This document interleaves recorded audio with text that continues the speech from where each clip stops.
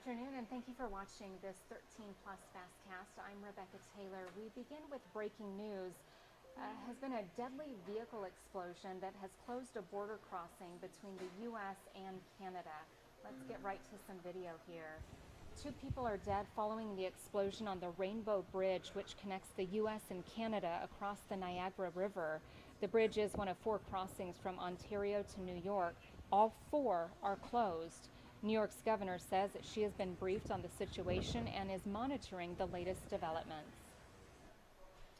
And back here in southern Arizona, we just heard from the University of Arizona head football coach Jedd Fisch about this weekend's rivalry game against ASU. It's going to be a good one. The Wildcats ranked 16th in the AP poll after they destroyed Utah last weekend. For the Wildcats to make the Pac-12 title game, they need to beat ASU, and they need Oregon State to beat Oregon Friday night. Today, head coach Fisch said that his team is ready to face ASU and prepared with the same intensity when facing any other opponent. So far, practice has been very animated, very heated. A lot of fun to coach. We only had 1 practice in full pads yesterday. We'll be in pads today. And then we had a really good practice yesterday. I would expect to have a really good practice today. We conditioned well yesterday. Our guys are in a good place, mentally, physically, emotionally. A lot of emotion because it was the last game of the year. And I felt like we were turning the corner. And I think that my elation at that moment had a lot to do with just feeling like the program was turning, not just the 1 victory. But it's a super cool moment when you get to hold the trophy up. And when you get to hold the rivalry trophy up, that means a ton to the state of Arizona. We've been able to really do a fantastic job of recruiting the state of Arizona, owning the state of Arizona. I don't think there's any question about that. The best players in Arizona either come to Arizona or they leave Arizona. I believe every weekend is a championship opportunity. Every weekend, every game is the most important game, and then the next game is the most important game.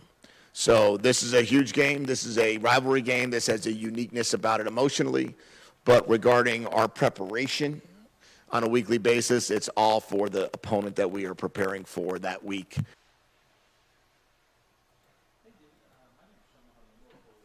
And if you are still getting ready to leave town or waiting for loved ones to arrive, you'll need to know what the weather is like. Here's a look at your 7-day forecast. Tomorrow looking pretty good, 75 degrees and sunny with a few scattered clouds out there. Friday, Saturday, and Sunday, much of the same, but a little chance of rain on Saturday. Look at that, 10%, and 68 degrees for a high.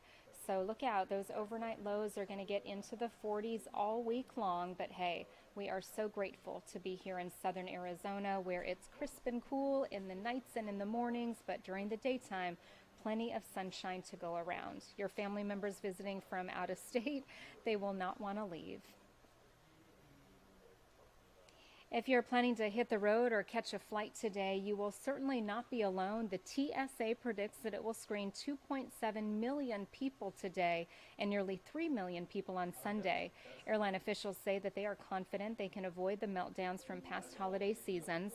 Airlines have added tens of thousands of new employees, and some airlines brought in equipment to keep planes moving in freezing temperatures. Delta is telling people to arrive 2 hours early. If you're driving this holiday, AAA predicts more than 55 million people will be on the roads. The good news, gas prices are lower than last year. AAA reports the national average is $3.28 a gallon. The Israeli Supreme Court has rejected a legal challenge to the deal that will mean the release of dozens of hostages in exchange for a 4-day ceasefire between Israeli forces and Hamas. The ceasefire takes effect tomorrow morning. 50 women and children will be released first. The ceasefire can be extended a day at a time in exchange for the release of an additional 10 hostages by Hamas. Remember, Hamas took about 240 hostages during its initial attack October 7th. Israeli Prime Minister Benjamin Netanyahu says that Israel would resume the war after the ceasefire. He added that his country will keep fighting until it accomplishes its goals. And we have some happy news to share with you. We want to tell you about a story that's on our website right now at KOLD.com. A 5-year-old Louisiana girl and her family have plenty to be thankful for. Ava Thomas will be home for Thanksgiving after receiving a double lung transplant. Ava turned 4 on April 3rd, 2022, and on April 23rd was admitted to the hospital with low oxygen. She did not have her double lung transplant until November of 2022 in Houston. Ava was released from the hospital this past March, but the family could not go back to Louisiana until June. They still have to go back for follow-ups every 6 months, but her family says Ava is doing well and wants to be a doctor. Another story we want to share with you is the Reed Park Zoo is expecting a new bundle of joy. Zoo officials announced that Anna, its female gravy zebra, is pregnant and expecting a foal early next year. The zoo says that this will be Anna's third offspring with Ben, the zoo's male zebra. These zebras are endangered with about 2,000 left in Kenya and Ethiopia. And before we go, we want to take one last look outside. As you can see, it's a relatively clear day. If you are traveling, be safe.